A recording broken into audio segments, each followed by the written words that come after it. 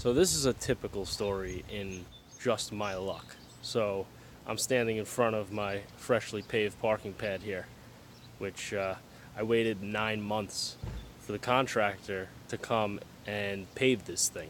My car had accumulated a couple of issues, and I was kind of just waiting. Eventually got to a point that I just parked it because it couldn't be driven anymore. I'm still on the snow tires. It's now summer, and I didn't want to burn through my snow tires. I didn't want to put the summer wheels and tires on because the brakes are just throwing a ton of dust and metal. And finally, it's paved, and as you can see, I took the car and got it up in the air so I could start working on it. Well, the very next day, I was coming home from work, and my truck, which I've been daily driving, right here, which now you can see I'm also working on that, the brake line decided to pop. So this here is the brake line that comes out of the master cylinder that goes into the rear ABS module. And at the master cylinder end, it came out just perfect. And as you can see, it has this coil spring on it. This is the original brake line, but it rusted down on this end, right where it goes into this fitting on the ABS unit. And of course, I think it was like a couple of years ago, I believe I had a brake line pop, at which point I didn't have the time. I took it to a shop, and I wanted them to replace every brake line.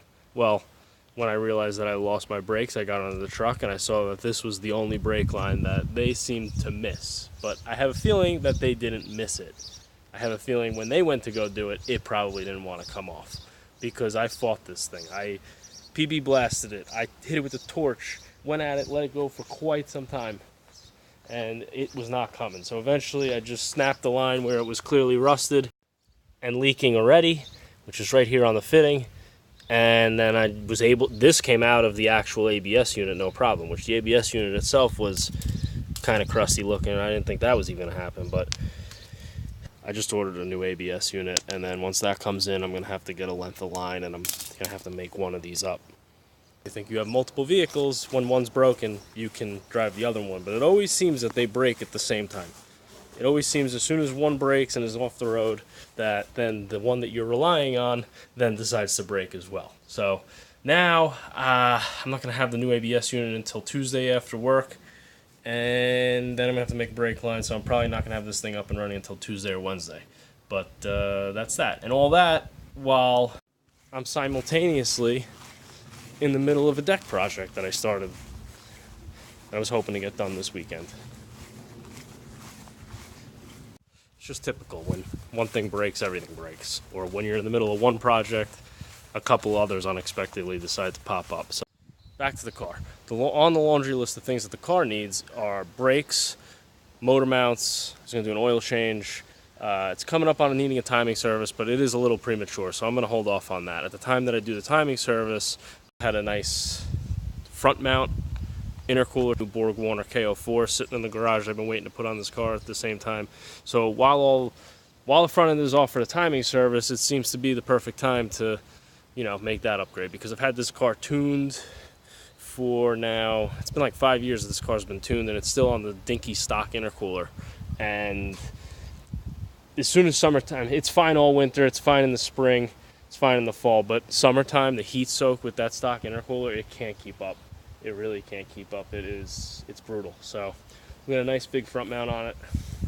But the real shitty part is when I put this car up in the air and start pulling the wheels off, went to do brakes, I start looking around and I find this. A leak. And I trace the source of that leak. The source of that leak is the steering rack. This rack is a year old. Well, I guess like a year and a half old. This rack and all the tie rods were done a year and a half ago, and that failed. This is another thing that I didn't do myself, because at the time I just needed it done because I needed a car, so I just brought it to a shop nearby. I had a lot going on. I was looking for a house, and now it's failed. So I guess after I finish doing everything that I'm doing on this car, as far as the brakes, motor mounts, oil change, I'm going to check a couple other things over. It may need some control arms. They're still good, but I think they're getting there. But I guess I'm going to have to go back to that shop. I know they have a 3-year warranty on parts and service, so then the car's going to get towed down there. and then hopefully I'll have this back. But in the meantime, I need to get that situated, because as of right now, I'm basically stranded. But, you know, one thing's broken and another thing breaks. I also have the S4, and the S4 is perfectly fine to be driven. However, this is not something that I daily drive. It basically just sits here, and I drive it in nice weather on Sundays, and that's it. And I'm not going to change that. I'm not driving this to the park and ride. I'm not leaving this in the parking lot, because I don't want it getting stolen. I don't want door dings, etc. So this week, until I get this truck back on the road,